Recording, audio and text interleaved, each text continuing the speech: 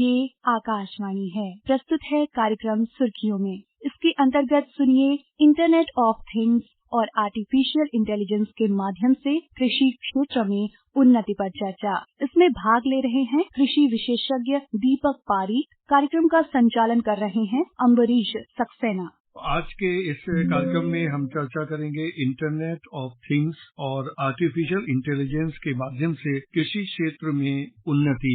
और इस चर्चा में भाग लेने के लिए हमारे साथ मौजूद हैं दीपक पारीक जी, जो कि कृषि अर्थशास्त्री और उद्यमी हैं। दीपक जी नमस्कार, कार्यक्रम में आपका स्वागत है। धन्यवाद अमीश जी।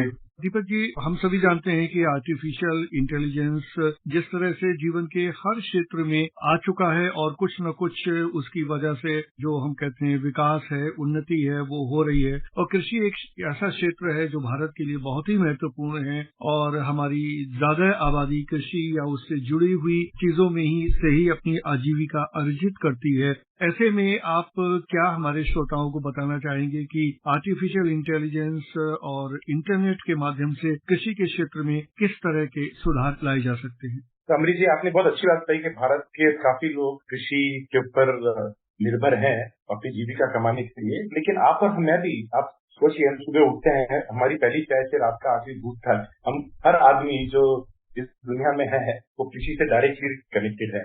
तो इसलिए सिर्फ ये ऐसा ही नहीं है कि जो किसान और जो खेती में जुड़े हुए लोग हैं उनके लिए कृषि का ज्यादा एफिशिएंट होना जरूरी है, बट हम सब लोगों के लिए जो हम उपभोक्ता हैं खाद्य पदार्थ के, उन सबके लिए भी ये बहुत जरूरी है कि कृषि उन्नत हो।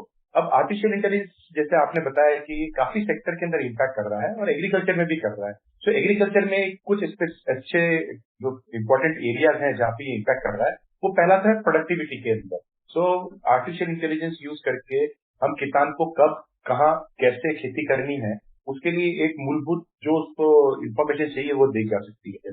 हम सैटेलाइट के जरिए उसका खेत की आज की तारीख के अंदर उसका स्वास्थ्य कैसा है, उसकी मिट्टी का स्वास्थ्य कैसा है, उसकी फसल का स्वास्थ्य कैसा है, ये सारी इंफॉर्मेशन लेके उसको बता सकते हैं कि उसके खेत के किस हिस्से के अंदर क्या पानी की कमी है, उर्वरक की कमी है, या किसी उसके खेत के हिस्से में किसी कीट ने उसके ऊपर अटैक कर दिया है, जिसके कारण उसकी प्रोडक्टिविटी कम हो सकती है। एक चीज मैं जानना चाहूंगा दीपक जी आपसे कि किसान इस बात को कैसे जान पाएगा, मतलब कौन सी ऐसी प्रणाली हमने विकसित की है कि हर किसान तक ये जानकारी पहुंच पाए?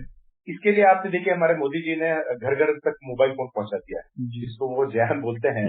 तो आज हमने देखा है कि हिंदुस्तान दुनिया के उन कुछ देशों में है जहाँ पे मोबाइल फोन का जो पेनिट्रेशन है वो एक गांव गांव तक पहुंच गया है। मैं काफी किसानों के साथ पूरी दुनिया भर में काम करता हूँ और मैंने हिंदुस्तान में खासकर देखा है कि कहीं पे भी अगर आप देखेंगे तो एक घर में कम से कम एक मोबाइल फोन तो होगा। किसान खुद अगर एक स्मार्टफोन नहीं रख रहा है, उसके बेटा या बेटी के पास वो स्मार्टफोन होगा। तो उसके कारण क्या है कि ये मोबाइल फोन एक बहुत अच्छा जरिया है जिसके थ्रू आप अच्छी से अच्छी जो इन्फॉर्मेशन किसान तक पहुंचानी होती है वो पहुंचाई जा सकती है। सरकारी और प्राइवेट सेक्टर दोनों की काफी ऐसी एप्लीकेशन हैं, जिसके ऊपर आपको मैं एग्जांपल देता हूँ कि उपज करके एक एब्सोल्यूट करके कंपनी है, उनकी एक बहुत अच्छी एप्लीकेशन है जिसमें किसान का खेत वो देख पाता है, उंगली लगा के अपने खेत की बाउंड्रीज में डाल देता है। उसके बाद उसको कंटिन्यूअसली इन्फॉर्मेशन मिलती रहती है कि उसके खेत के अंदर क्या हो रहा है, उसका स्वास्थ्य सुधर रहा है, खराब हो रहा है, अगर कुछ समस्या आ रही है तो समस्या क्या हो सकती है, कब उसको पानी देने की जरूरत है, कब उसको उर्वरक देने की जरूरत है। तो इस तरह की सारी इन्फॉर्मेशन एक मोबाइल एप्लीकेशन के थ्रू, एक एसएमएस के थ्रू एक फार्मर तक, किसान तक पहुंच जाती है। और वो जब ये सारी एक्टिविटी करता है तो उसका जो आउटकम है, उसका जो प्रोडक्टिविटी है वो काफी इंक्रीज हो जाता है। तो एक तो इस तरीके से आर्टिफिशियल इंटेलिजेंस मदद कर रहा है किसानों का। और दूसरा सबसे अच्छी जो मदद है किसानों की, कि अगर कोई कीट लग जाता है गलती से, तो एक मोबाइल फोन के फोटो से वो कौन सा कीट है, उससे सिर्फ पत्ते की एक फोटो ली, या अगर कीट दिख रहा है तो कीट की फोटो ली, और उसके जरिए जब वो उस एप्लीकेशन अपलोड करता है तो उसको मालूम पड़ जाता है कि ये कौन सा कीट है जिसने मेरे फसल के ऊपर नुकसान पहुंचाया है, और मुझे आगे क्या करना है कि जिससे बाकी बची हुई फसल पे इसका नुकसान कम हो सके।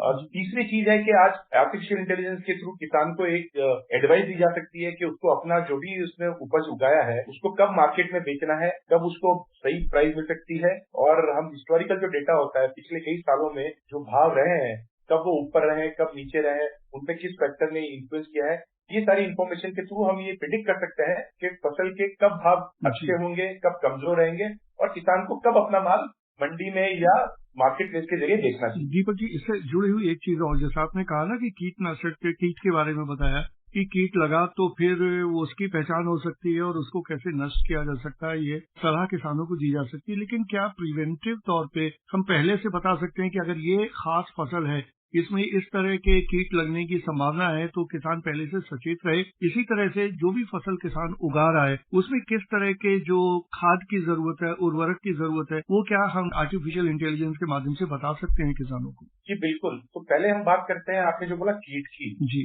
कीट का आज क्या है कि जैसे आप और मैं एक है ना टेम्परेचर, एक मॉइस्चर, एक ह्यूमिडिटी, उसके हिसाब से हम अपने आप को कंफर्टेबल समझते हैं। आप भी जब रूम में बैठते होंगे, अगर गर्मी ज्यादा होगी तो आप एसी 23 के ऊपर लाके बैठ जाते हैं, क्योंकि आपको वो एनवायरमेंट ठीक लगता है। कीट भी उसी की तरीके से है। उनके लिए भी एक specific temperature, moisture, type of crop, अगर ये सारे फैक्टर मिलते हैं तब उनका बढ़ना ज्यादा होता है।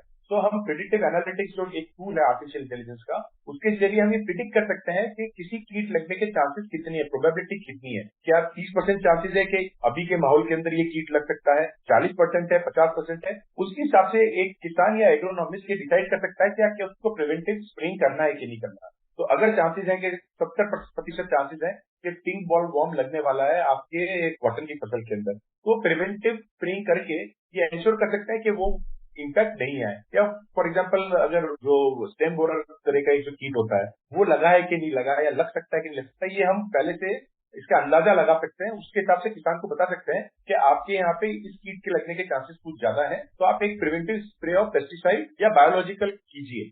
तो इस तरीके से हम है ना कीट की समस्या जो है उसको पहले से किसान को अपडेट कर सकते हैं, पहले से उसको एक चेतावनी दे सकते हैं कि आपके खेत में समस्या आ सकती है, तो आप तैयार रहिए। अब जहां तक बात है कि आपने जो बताया उर्वरक की, तो इसके अंदर भी जो सॉइल टेस्टिंग है बहुत इंपॉर्टेंट है। तो अगर कोई भी किसान खेती करता है, उससे पहले अगर उसने एक बार सॉइल टेस्ट कराई, और आजकल तो पुराने जमाने में था कि हमको है ना केमिकल एनालिसिस करना पड़ता था, उसमें काफी दिन लग जाते थे, तो किसान भी थोड़ा हतोत्साहित रहता था कि सैंपल इकट्ठा करूंगा, केवीके लेके जाऊंगा, फिर मेरे को 13 या 15 दिन के बाद उसका रिजल्ट मिलेगा। उसकी जगह आज इन सॉइल जैसी टेक्नोलॉजी है जिसके अंदर आपको 15 मिनट के अंदर करीब करीब 11-12 जो पैरामीटर्स होते हैं आपकी मिट्टी के, वो आपको तुरंत मिल जाते हैं। उसके हिसाब से आप जैसे ही उसको बताते हैं कि मुझको धान उगाना है, या गेहूं उगाना है, या मुझे मक्का उगाना है, या मुझे तुअर उगानी है, उसके हिसाब से वो बता देता है कि आपको कितना किलो यूरिया डालना है, कितना किलो डीएपी डालना है, कितना किलो पोटाश डालना है, और या कोई माइक्रोन्यूट्रिएंट भी है, अगर बोरोन, सल्फर उसकी कमी है तो कितना डालना है और कब डालना है। उससे किसान को उर्वरक की जो कमी रहती है उसकी जमीन के अंदर या उसकी मिट्टी के अंदर, वो पहले से जान के उसका जी जो भी सोल्यूशन है वो इम्प्लीमेंट कर सकता है। जी दीपक जी, एक उपलब्धता की बात भी आती है कि अगर पता भी लग गया किसान को कि ये कीटनाशक चाहिए या ये उर्वरक चाहिए, जो भी और या जो भी इनपुट चाहिए, तो वो उपलब्धता उसको कहाँ से कैसे सुनिश्चित होगी, इसमें भी किस तरह से हमारी टेक्नोलॉजी मदद करती है? नहीं, ये आप टेक्नोलॉजी ऑलरेडी अगर आप देखेंगे, आज भारत सरकार इसके अंदर उन्होंने ऑलरेडी राइट भारत यूरिया इस तरीके से सबको इंटीग्रेट करने की कोशिश की है। तो जितने भी लोग उर्वरक बेच रहे थे वो सब अब एक ब्रांड के अंदर बेचते हैं, तो सारा का सारा डेटा कंसोलिडेट होता है गवर्नमेंट के पास। अब सरकार के पास जब ये डेटा आता है तो उसको मालूम है कि कहाँ पे कितनी डिमांड रहने वाली है। पहले जमाने में क्या होता था कि कहीं पे यूरिया के बैग पड़े हैं, कोई खरीद नहीं रहा है, और दूसरी जगह यूरिया के बैग की जरूरत है और वहाँ पे किल्लत है और कालाबाजारी हो रही है। अब ये सरकार ने ऐसा तंत्र बना दिया है कि सारी इन्फॉर्मेशन जब सरकार के पास आती है, ये डेटा पूरा सरकार के पास आता है, सरकार के पास वही के फिगर आते हैं कि वहाँ पे कौन सी फसल उगाई जा रही है, कितनी फसल उगाई जा रही है। उससे वो ये एनालिसिस कर सकता है कि मुझे किस तालुका के अंदर कितने उर्वरक की जरूरत पड़ेगी, और सरकार उसको मुहैया करा पाता है। तो ये आप देखेंगे जो सरकार के कंट्रोल में जितने भी फर्टिलाइजर हैं उन सब में तो ये काफी अच्छा काम कर रहा है। अब प्राइवेट सेक्टर भी धीरे धीरे वो है ना डिमांड असेसमेंट के लिए डिजिटल टेक्नोलॉजी यूज करके और प्रेडिक्टिव एनालिटिक्स यूज करके आइडेंटिफाई करने की कोशिश कर रहा है कि हमारे जो प्रोडक्ट हैं उनकी कहाँ जरूरत ज्यादा कब रहने वाली है, उसके हिसाब से उसका इन्वेंट्री या उसका उपलब्धता बढ़ाने की कोशिश कर रहे हैं। पर सरकार ने उर्वरक में तो ये बहुत अच्छा काम किया है कि उन्होंने डेटा को यूज करके कहाँ पे किस उर्वरक की जरूरत है वो वहाँ पहुंचा देते हैं, और कालाबाजारी इसमें काफी कम हुई है इस देश में। हम सभी जानते हैं खेती एक ऐसा काम है जो सारी चीजें एक तरफ और मौसम एक तरफ, किस समय मौसम क्या करवट ले और किसान की खड़ी हुई फसल नष्ट हो जाए, कभी सूखा पड़ जाए, कभी बारिश आ जाए, या कभी भी कोई भी प्राकृतिक आपदाएं आ जाती हैं, इनसे हम एआई की मदद से किसानों को कैसे बचा सकते हैं? देखिए, अभी ये नेचर का जो इतना बड़ा ताकत है, इसके अंदर बाकी सारी समस्याओं के लिए एआई कुछ ना कुछ कर सकता है, लेकिन जैसे आपने देखा एकदम से ओले आ जाना, अब ये चीज 3 से 4 दिन के अंदर या 7 दिन में डेवलप होती है। जो शॉर्ट टर्म वेदर फिनोमिना जो अपन बोलते हैं, उसके लिए एआई भी आपको अगर 7 दिन पहले ही बता देगी ओले पड़ने वाले तो आप क्या कर लेंगे, या एआई आपको बता देगी कि इस जगह पे भारी वर्षा होने वाली है अगले 7 दिन में। किसान ने तो अपनी बुआई कर दी है, अब उसके पास कुछ ऑप्शन रहता नहीं है, उसके ऊपर सिर्फ एक ही चीज है कि वो भगवान से प्रार्थना कर सकता है कि मेरे खेत में कम नुकसान हो। तो इसमें तो एआई ज्यादा रोल प्ले नहीं कर सकता। लेकिन हाँ, अगर हम लॉन्ग टर्म अगर देखें कि अगर हम हिस्टोरिकल डेटा को एनालाइज करके, और दूसरा आपको हमने सुना होगा क्लाइमेट चेंज का भी बहुत ज्यादा इम्पैक्ट आ रहा है। सडनली अगर हम देख रहे हैं हमारा जो हरियाणा से लेके ईस्टर्न यूपी तक का जो पूरा का पूरा पट्टा है, जहाँ पे हम बोलते हैं कि गेहूं धान का बहुत प्रोडक्शन होता है, वहाँ पे हम ऑलरेडी देख रहे हैं कि हीट स्ट्रेस और अनइवन मानसून के कारण प्रोडक्टिविटी काफी कम रही है लास्ट 2 साल के अंदर। तो अब तीसरे साल के लिए हम फॉर एग्जाम्पल क्लाइमेट टॉलरेंट फसलों को वहाँ पे प्रोत्साहित कर सकते हैं। जिससे हमें पता है क्लाइमेट टॉलरेंट फसलों के अंदर यील्ड या उसकी प्रोडक्टिविटी कम होती है, लेकिन कम से कम अगर वेदर के एक्सट्रीमिटीज जो होती है उसको वो फेस कर पाती है। तो इस तरह के अगर हम स्टेप्स लेके थोड़ा किसानों को राहत दे सकते हैं, लेकिन नेचर के सामने, प्रकृति के सामने हम बहुत छोटे बोले हैं। जी दीपक जी, अगर हम सस्टेनेबल फार्मिंग की बात करें, सतत रूप से जो भी खेती है उसकी बात करें, यहाँ पर टेक्नोलॉजी और जो एआई है हमारी किस तरह से मदद करती है? देखिए, एआई का सबसे अच्छा जो उपयोग है सस्टेनेबल एग्रीकल्चर के अंदर, वो ये है कि वो आपको बताता है कि आपको कितना उर्वरक चाहिए, कब चाहिए, आपको कितना पानी चाहिए, कब चाहिए। उससे क्या है कि इन रिसोर्सेज का जो वेस्टेज है वो बहुत मिनिमाइज हो जाता है। आज हम अगर खेती की बात कर रहे हैं तो उसको हम बोल सकते हैं कि वो विक्टिम और कल्प्रिट दोनों है क्लाइमेट चेंज का। 30% ग्रीन हाउस गैसेज है वो खेती के कारण होती है, और सबसे ज्यादा एनवायरमेंटल क्लाइमेट चेंज का इम्पैक्ट भी खेती के ऊपर आता है। इसी तरीके से 70% अगर आप देखेंगे जो फ्रेश वाटर है दुनिया का, वो खेती में उपयोग होता है, लेकिन उसके कारण क्या काफी अब्यूज होता है। हम सुन रहे हैं पंजाब के अंदर, आपको पता ही होगा कि हमारी वाटर टेबल बहुत नीचे हो गई है क्योंकि हमने पानी का बहुत ज्यादा अब्यूज किया है। आर्टिफिशियल इंटेलिजेंस ये इंश्योर करेगा कि आपको जितना ही पानी, जितना कि आपकी फसलों को चाहिए, उसकी सही मात्रा मालूम हो। फिर ड्रिप इरिगेशन या स्प्रिंकलर से अगर आप ये आईओटी टूल्स को कनेक्ट कर देते हैं तो तभी पानी देंगे जब पानी की जरूरत हो।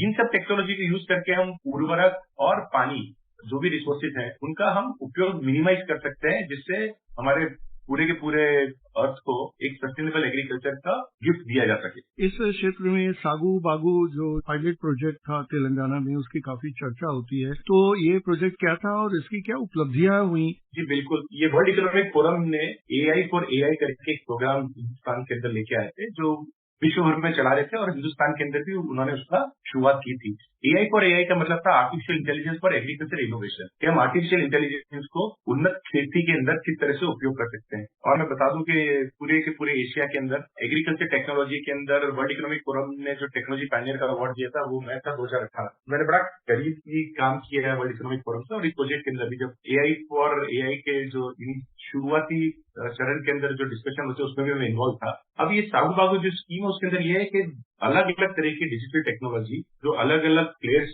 जिन्होंने डेवलप की थी, उनको साथ में लाके एक खेती के अंदर उसको सस्टेनेबल बनाना, उसको ज्यादा प्रोडक्टिव बनाना, और ये इंश्योर करना कि किसान का माल मार्केट तक पहुंच पाए। इसके लिए उन्होंने जो मुश्किलें थी उसको आइडेंटिफाई किया, फिर उन मुश्किलों को टेक्नोलॉजी से कैसे सॉल्व कर सकते हैं, उन टेक्नोलॉजी को डिप्लॉय किया, और ये पूरे पायलट को एक सक्सेसफुल मॉडल बनाया जो अलग अलग डिस्ट्रिक्ट के अंदर, अलग अलग स्टेट के अंदर उसको रेप्लिकेट किया जा सके।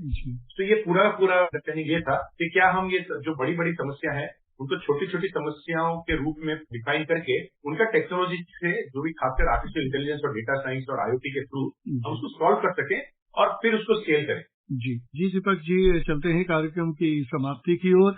आपने हमारे श्रोताओं को, खास तौर से जो लोग कृषि से जुड़े हुए लोग हैं जो इस कार्यक्रम को सुन रहे हैं, उनको सचमुच ही बहुमूल्य जानकारी दी, और हमारे ये जानने के बावजूद कि टेक्नोलॉजी बहुत उपयोगी है, हमें ये जरूरी है जानना कृषि क्षेत्र में खास तौर पे कि हम एआई के टूल्स को किस तरह से इस्तेमाल कर सकते हैं, इंटरनेट आधारित जो भी सुविधाएं हैं उनका किस तरह से इस्तेमाल कर सकते हैं, जिससे कृषि के क्षेत्र में उत्पादकता बढ़े, और मार्केटिंग के लिहाज से भी कैसे हम अपने जो भी कृषि के उत्पाद हैं उनको बेहतर ढंग से मार्केट कर सकते हैं। इस बहुमूल्य जानकारी देने के लिए आपका बहुत बहुत धन्यवाद। जी धन्यवाद। अभी आप सुन रहे थे इंटरनेट ऑफ थिंग्स और आर्टिफिशियल इंटेलिजेंस के माध्यम से कृषि क्षेत्र में उन्नति पर चर्चा। इसमें भाग ले रहे थे कृषि विशेषज्ञ दीपक पारीक, कार्यक्रम का संचालन कर रहे थे अम्बरीश सक्सेना। ये कार्यक्रम आकाशवाणी के समाचार सेवा प्रभाग द्वारा प्रस्तुत किया गया। इसे आप हमारे mobile app news on AIR और YouTube channel news on AIR official पर भी सुन सकते हैं। इस कार्यक्रम के संबंध में अपनी प्रतिक्रिया आप हमें ईमेल या व्हाट्सएप के माध्यम से भेज सकते हैं।